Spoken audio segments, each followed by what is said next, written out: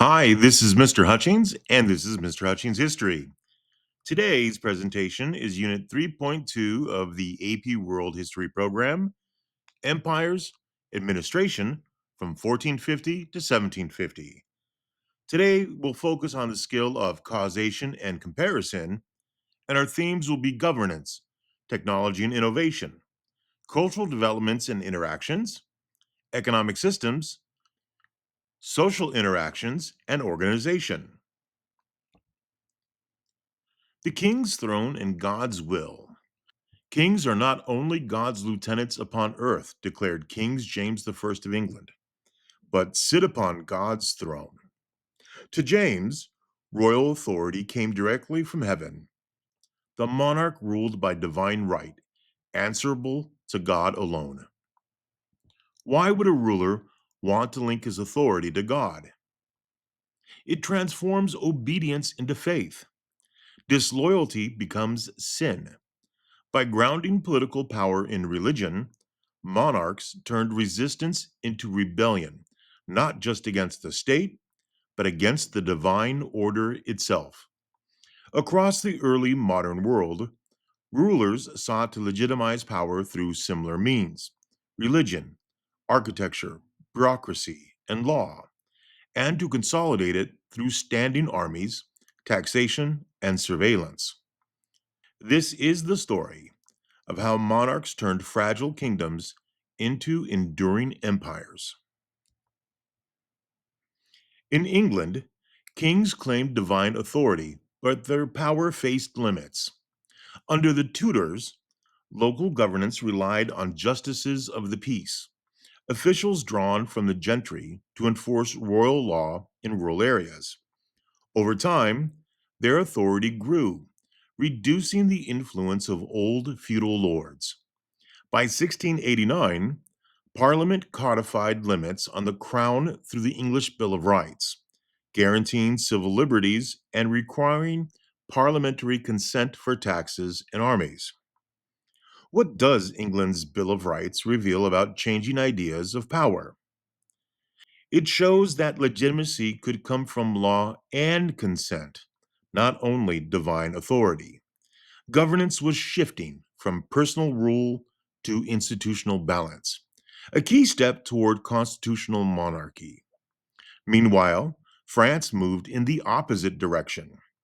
Henry IV, Louis VIII, and later Louis XIV consolidated power into the hands of the king. Their advisor, Cardinal Richelieu, created royal intendants, bureaucrats who collected taxes and enforced policy in the provinces. Under Louis XIV, the Sun King, absolutism reached its height. He famously declared, "L'état c'est moi," I am the state.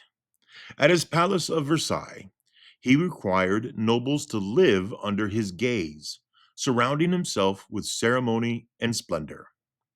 Why would a ruler spend so much to keep nobles near him?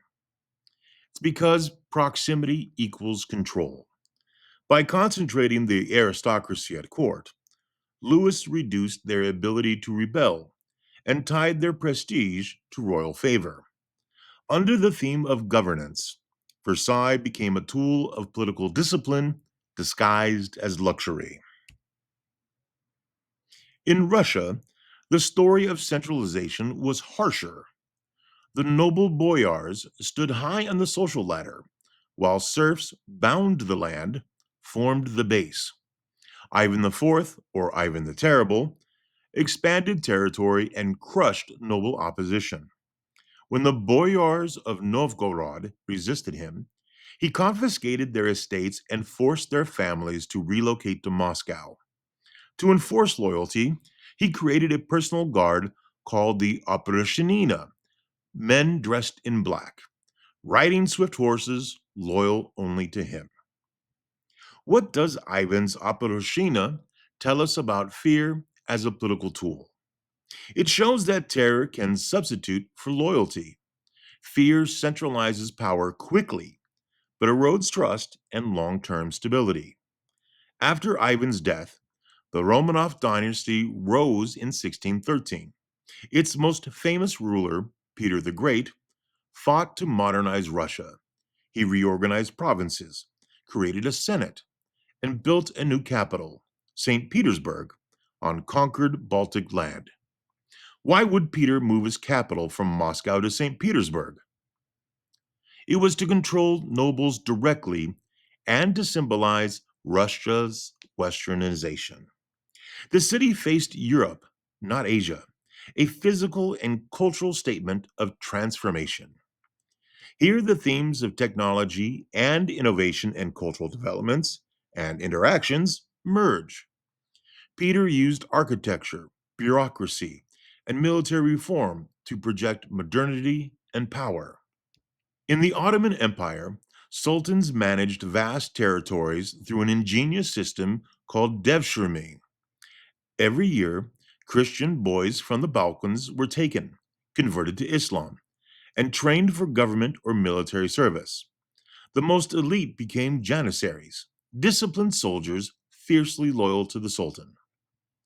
Was the Devshirme system oppression or opportunity? It was both. It exploited conquered peoples, but also provided education and advancement unavailable elsewhere. In a multi ethnic empire, loyalty mattered more than birth. This reflects the themes of social interaction and organization, showing how status could shift through service. In the Mughal Empire, Akbar the Great built an efficient administration.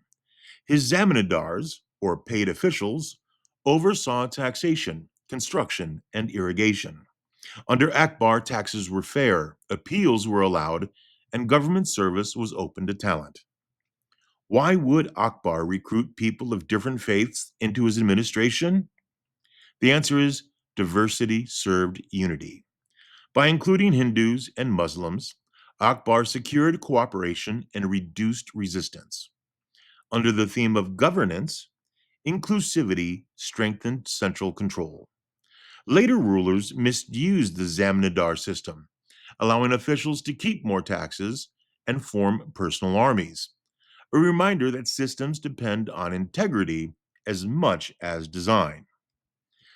Let's look at the administration and control in East Asia and Japan. In China, the Ming Dynasty revived the civil service examination system to restore native traditions after Mongol rule. Education and Confucian ideals once again determined advancement, linking bureaucracy to moral merit. Under the Qing dynasty, these traditions continued, but corruption spread. High taxes and abuses of power led to rebellion, forcing emperors to use military force to preserve order. Why does corruption erode legitimacy faster than defeat in war? Because corruption breaks the moral contract between ruler and ruled. Confucian governance rested on virtue. Once this virtue was lost, loyalty was also lost. This connects to cultural developments and interactions, where morality underpinned political power.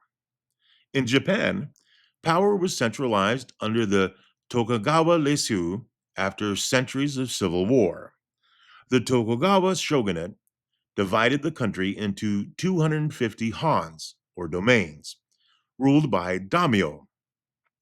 To prevent rebellion, each daimyo family was required to live in Edo, where he served elsewhere, a hostage system in disguise.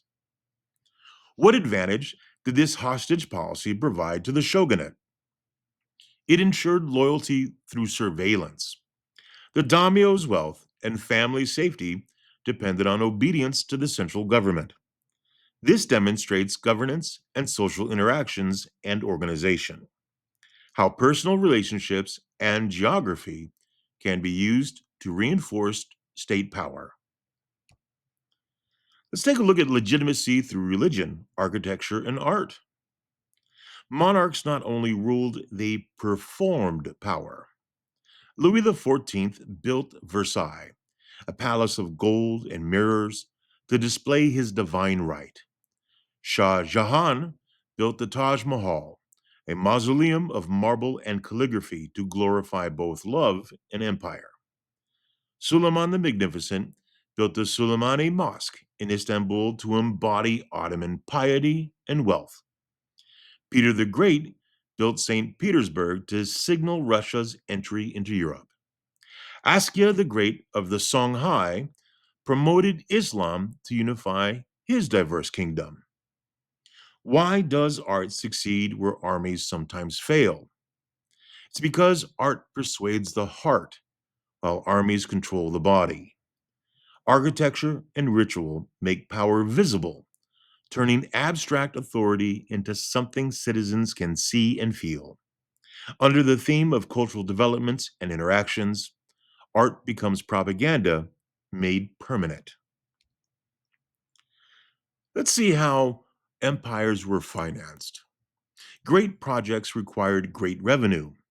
In France, royal intendants and tax farmers collected money for the crown, but often kept much for themselves. In Russia, Peter the Great created state industries, shipyards, and ironworks, but when income lagged, he imposed heavy taxes, turning laborers into virtual serfs.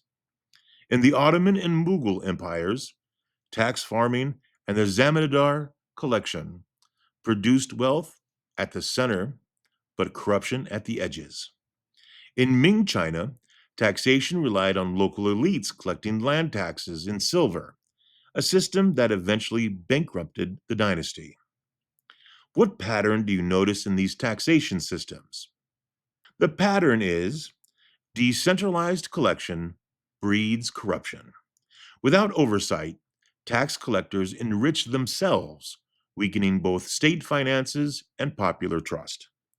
Under the theme of economic systems, we see that efficient revenue is the foundation of stable rule. Let's practice the reasoning skills behind this story. Causation: centralized power grew as monarchs sought stability after medieval disorder. Comparison: England balanced monarchy with parliament. France and Russia embraced absolutism. Continuity and change: bureaucracy and religion remained sources of legitimacy, but their forms evolved from divine right to constitutionalism, from forced service to salaried governance. Which method of governance seems more sustainable? Absolutism or shared power? An answer would be shared power. Absolutism centralizes authority but depends on one person's strength. Systems that distribute authority endure longer because they adapt. From London to Istanbul, Delhi to Edo, the rulers of 1450 to 1750 learned the same truth. Power must be organized, justified, and financed. Religion blessed it, bureaucracy extended it, and architecture celebrated it. But in every empire, the challenge remained: how to rule not just over land, but over people's hearts. What holds an empire together longer? Fear, faith, or fairness? Well, perhaps fairness. Fear builds obedience, faith builds loyalty, but only fairness sustains both. History's greatest empires were those that convinced their people to see order not as oppression, but as justice. Until next time, stay curious. History matters.